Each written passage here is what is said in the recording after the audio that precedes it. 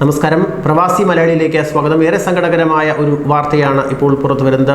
Kuwait ഭരണാധികാരിയായ അമീർ Sheikh Sabah അൽ അഹമ്മദ് അൽ Jaber അൽ Sabah അന്തരിച്ചിരിക്കുകയാണ്. സ്വന്തം രാജ്യത്തല്ല പണിയെടുക്കുന്നത് എങ്കിൽ കൂടി അവിടുത്തെ ഭരണാധികാരികളെ വളരെ ആദരവോടുകൂടി കാണുന്ന ഒരു സമൂഹമാണ് ഇന്ത്യയുടേത്. അതുകൊണ്ട് തന്നെ ഇന്ത്യയിലെ പ്രവാസികളെ സംബന്ധിച്ച് ഇത് താങ്ങാവുന്നതിലും അപ്പുറമാണ്. കുവൈത്ത് ടെലിവിഷനാണ് ഇക്കാര്യം ഔദ്യോഗികമായി അറിയിച്ചിരിക്കുന്നത്. കുറച്ചു കാലമായി അദ്ദേഹം അസുഖബാധിതനായിരുന്നു, വിദേശത്തായിരുന്നു ചികിത്സ. ഈ മാസം ആദ്യമാണ് US-ൽ ശസ്ത്രക്രിയയ്ക്ക് ശേഷം കുവൈത്തിൽ അദ്ദേഹം മടങ്ങിയെത്തിയത്. ഗൾഫ് മേഖലയിലെ സമാധാന മധ്യസ്ഥനാണ് ഇപ്പോൾ വിട പറഞ്ഞിരിക്കുന്നത്. സാമൂഹിക രാഷ്ട്രീയ മേഖലയിൽ പതിറ്റാണ്ടുകളുടെ പ്രവർത്തന പാരമ്പര്യമാണ് ഷെയ്ഖ് സബാഹിൻ്റേത്. മുബാറക്കിയ സ്കൂളിൽ നിന്നും പ്രാഥമിക വിദ്യാഭ്യാസം നേടിയ അദ്ദേഹം സർക്കാർ നടപടികൾ നിയന്ത്രിക്കുന്നതിനായുള്ള സമിതിയിൽ അംഗം എന്ന നിലയിൽ 1954-ൽ പൊതുപ്രവർത്തനത്തിന് തുടക്കമിടുകയായിരുന്നു. ഒരു വർഷത്തിന് ശേഷം സാമൂഹിക തൊഴിൽ വകുപ്പ് ഡയറക്ടറായി. തൊഴിലാളിയും തൊഴിലുടമയും തമ്മിലുള്ള ബന്ധം മെച്ചപ്പെടുത്തുന്നതിനുള്ള പ്രവർത്തനങ്ങൾക്കാണ് അക്കാലത്ത് അദ്ദേഹം തുടക്കമിട്ടത്. സ്പോർട്സ് ക്ലബ്ബുകളുടെ രൂപീകരണത്തിന് പിന്നിലും അദ്ദേഹത്തിൻ്റെ കരങ്ങൾ ഉണ്ടായിരുന്നു. 1957-ൽ പബ്ലിക്കേഷൻസ് വകുപ്പ് ഡയറക്ടറായി നിയമിതനായ അദ്ദേഹം അപൂർവ പുസ്തകങ്ങളും രേഖകളും സംരക്ഷിക്കുന്നതിനുള്ള പദ്ധതി ആവിഷ്കരിച്ചു. ശക്തമായ പ്രസാധക നിയമത്തിന് രൂപം നൽകിയ അദ്ദേഹത്തിൻ്റെ കാഴ്ചപ്പാടിൻ്റെ ഫലമായാണ് രാജ്യത്ത് നിലവിലുള്ള മാധ്യമ സ്വാതന്ത്ര്യത്തിന് ലഭ്യമായത്. ബ്രിട്ടനിൽ നിന്ന് കുവൈത്തിന് സ്വാതന്ത്ര്യം ലഭിച്ച 1961-ൽ കുവൈത്ത് ഭരണഘടനാ നിർമ്മാണ സമിതിയിൽ ഷെയ്ഖ് സബാഹ് അംഗമായിരുന്നു. 1962-ൽ നിലവിൽ വന്ന മന്ത്രിസഭയിൽ അദ്ദേഹം ഗൈഡൻസ് വകുപ്പ് മന്ത്രിയായിരുന്നു. 1963-ൽ വിദേശകാര്യമന്ത്രിയായി ചുമതലയേറ്റ അദ്ദേഹം 40 വർഷമാണ് ആ സ്ഥാനത്ത് തുടർന്നത്.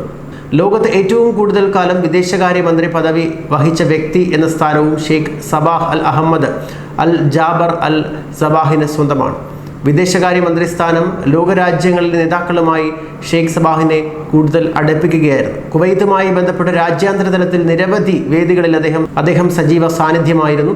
സമതുലിത വിദേശ നയത്തിലൂടെ കുവൈത്തിന് രാജ്യാന്തര തലത്തിൽ ശ്രദ്ധേയമായ സ്ഥാനം നേടിക്കൊടുത്തതിൽ ഷെയ്ഖ് സബാഹിനുള്ള പങ്ക് ചെറുതൊന്നുമല്ല. UN രക്ഷാസമിതി അംഗങ്ങളായ 5 രാജ്യങ്ങളുമായും കുവൈത്തിന് ശക്തമായ ബന്ധം നിലനിർത്താൻ അദ്ദേഹത്തിൻ്റെ പ്രവർത്തന മികവിലൂടെ സാധ്യമായിരുന്നു.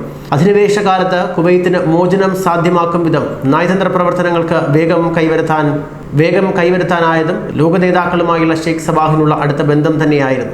2003-ൽ പ്രധാനമന്ത്രിയായി ചുമതലയേറ്റ ഷെയ്ഖ് സബാഹ് 2006-ലാണ് അമീർ പദവിയിൽ എത്തിയത്. രാജ്യത്തെ ഐക്യത്തോടെ മുന്നോട്ട് കൊണ്ടുപോകാൻ വിജയകരമായ നേതൃത്വം കൊടുത്തു എന്നതാണ് ഷെയ്ഖ് സബാഹ് ഭരണകൂടത്തിൻ്റെ ഏറ്റവും വലിയ നേട്ടവും. പ്രതിസന്ധികളെ തത്സമയം തൻ്റെ ഇടത്തോടുകൂടി നേരിടുക എന്ന ശൈലിയാണ് അദ്ദേഹത്തിൻ്റേത്. 2015-ൽ 26 പേരുടെ മരണത്തിനിടയാക്കിയ ഷിയാപള്ളി ആക്രമണത്തെ തുടർന്ന് ഷെയ്ഖ് സബാഹ് നടത്തിയ നീക്കം ആരെയും അത്ഭുതപ്പെടുത്തുകയുണ്ടായി. ആക്രമണം നടന്ന സ്ഥലത്ത് ഉടൻ കുതിച്ചെത്തി തുടർ പ്രവർത്തനങ്ങൾക്ക് നേതൃത്വം നൽകിയ ഷെയ്ഖ് സബാഹിൻ്റെ നീക്കമാണ് രാജ്യത്തെ ശാന്തമാക്കിയത്. ഗൾഫ് മേഖലയിലെ പ്രശ്നങ്ങൾക്ക് പരിഹാരമായി ആദ്യം രംഗത്തിറങ്ങുന്ന നേതാവെന്ന സ്ഥാനം ഷെയ്ഖ് സബാഹിന് തന്നെയാണ്. ഖത്തറിനെതിരെ സൗദിയും UAEയും ബഹ്റൈനും ഈജിപ്തും നിലപാടെടുത്തപ്പോൾ മധ്യസ്ഥവുമായി രംഗത്ത് വന്നത് ഷെയ്ഖ് സബാഹാണ്.